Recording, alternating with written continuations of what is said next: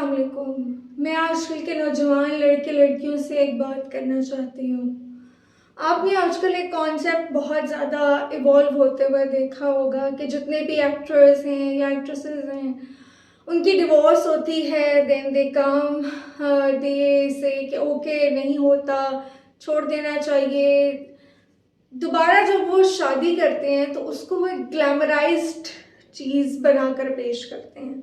वो अपने छोटे छोटे इवेंट, अपने जो छोटे छोटे मोमेंट्स हैं उनको ग्लैमराइज करके सोशल मीडिया पे शेयर करते हैं। देन पेजेस, मैगजीन्स ये उनको उठाते हैं और लिखा जाता है वो that's very good, that person was not in your fate, not your destiny and these kind of words.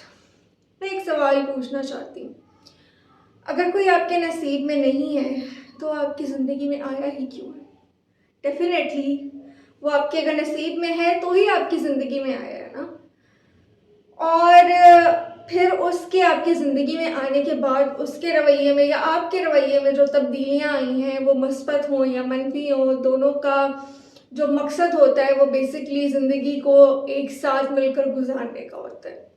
और अगर आपके अंदर वो तब्दीलियाँ मस्बत नहीं रहीं या उसके अंदर नहीं रही तो आपका रिलेशनशिप ख़त्म होता है। Like it depends on your behaviour. Mostly शादियाँ क्यों ख़त्म हो रही होती हैं? क्योंकि बीवी के अंदर ये शिकायत होती हैं कि ये मुझे वक्त नहीं देता, ये मेरी बात को इस तरह से वैल्यू नहीं करता, नहीं करती एंड सो ऑन।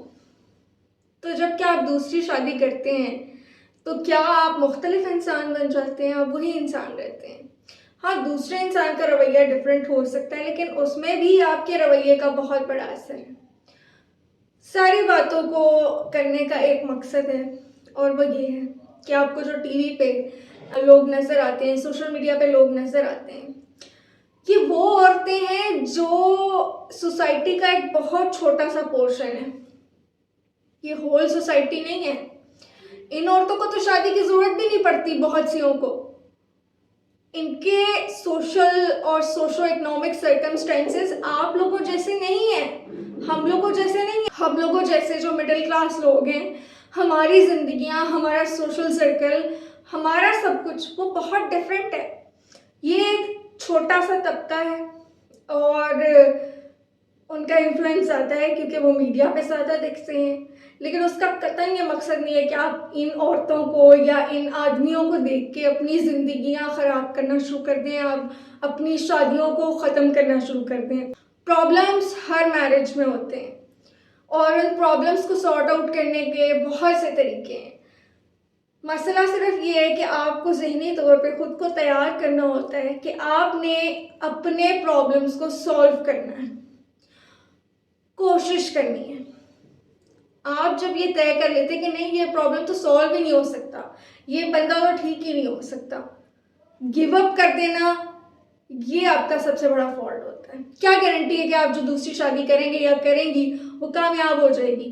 कोई गारंटी नहीं है ना। अगर ये भी तो आपने की थी, कामयाब नहीं जा रही, तो इसको कामयाब बनाने के लिए एक चांस तो दिया जा सकता है ना, कोशिश तो की जा सकती है, टाइम तो दिया जा सकता है, मेहनत तो की जा सकती है, किसी काउंसलर से, किसी साइकोलॉजिस्ट से कंसल्ट तो किया जा सकता है।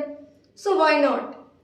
मैं तमाम लड़कियों को खुसूसन ये कहना चाहूँगी कि उन औरतों को हासिल करने के लिए अब बंदों की एक लाइन लगी हुई होती है। आप कोई लेडी डियाना नहीं है तो आप कैसे ये कह सकते हैं कि आपको एक आइडियल चीज़ मिल जाएगी? So the crux of the story is that कि प्लीज़ अपने आप का रिलेशनशिप दुनिया में आपका इंडिविजुअल रिलेशनशिप है। किसी दूसरे के रिलेशनशिप से आपने कुछ मनफी चीज़ें अपने रिलेशनशिप के लिए नहीं लेनी है। आप पॉजिटिव चीज़ों को लें। हाँ, अगर आप हद से ज़्यादा जब आपकी लिमिट क्रॉस हो जाती है देन आप एक अच्छे मोड़ पे उसको ख़त्म कर दें, अगर स्टिल नहीं वो वर्क करता। लेकिन इस चीज़ से बिल्कुल फैंटेसाइज ना हो कि एक शादी को ख़त्म करके दूसरी शादी कर लें तो ये कोई आपकी ज़िंदगी बदल जाएगी। This is not the case और ऐसा हर केस में नहीं होता।